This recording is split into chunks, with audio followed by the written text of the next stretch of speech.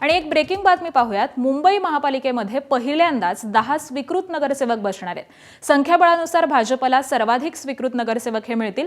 भाजपकडे 89 नगरसेवक आहेत आणि त्यामुळे 10 पैकी किमान 4 स्वीकृत नगरसेवक हे भाजपच्या पारड्यामध्ये पडण्याची शक्यता आहे।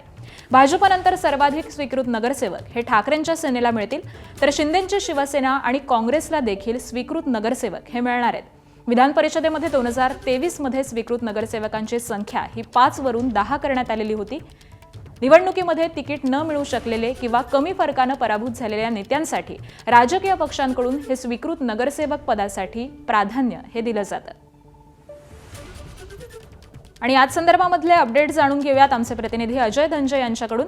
अजय, खरं तर यंदा पहिल्यांदाच मुंबई महापालिकेमध्ये हे स्वीकृत नगरसेवक आपल्याला पाहायला मिळणार आहेत। कोणत्या पक्षाला किती नगरसेवक मिळणार आहेत, काय माहिती आहे?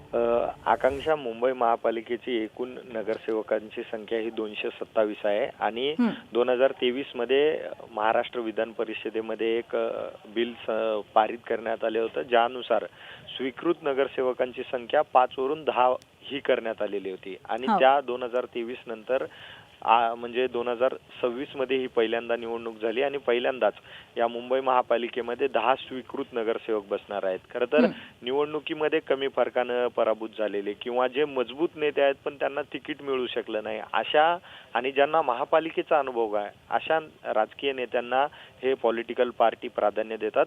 भाजपकडे एकूण आणि स्वीकृत नगरसेवक पक्षवाईज जेव्हा डिवाइड होतात तेव्हा त्या पक्षाची संख्या किती आहे यावरून होतात। म्हणजे भाजपकडे 89 नगरसेवक आहेत, तर त्या प्रमाणात 10 पैकी जे स्वीकृत नगरसेवक आहेत त्यापैकी किमान 4 नगरसेवक हे भाजपच्या पारड्यात पडतील। त्यानंतर उद्धव ठाकरे आणि मनसेकडे सर्वाधिक नगरसेवक आहेत, तर त्यानुसार शिवसेनेकडे ठाकरेंच्या नगरसेवकांची संख्या जाईल, अशी डिवाइड होऊन या पक्षांकडे नक्कीच। त्यामुळे या 10 जागांसाठी आता नेमकी कोणाची वर्णी लागते हे पाहणं महत्त्वाचं असणार आहे। धन्यवाद अजय या सविस्तर माहितीसाठी। एबीपी माझा, उघडा डोळे बघा नीट।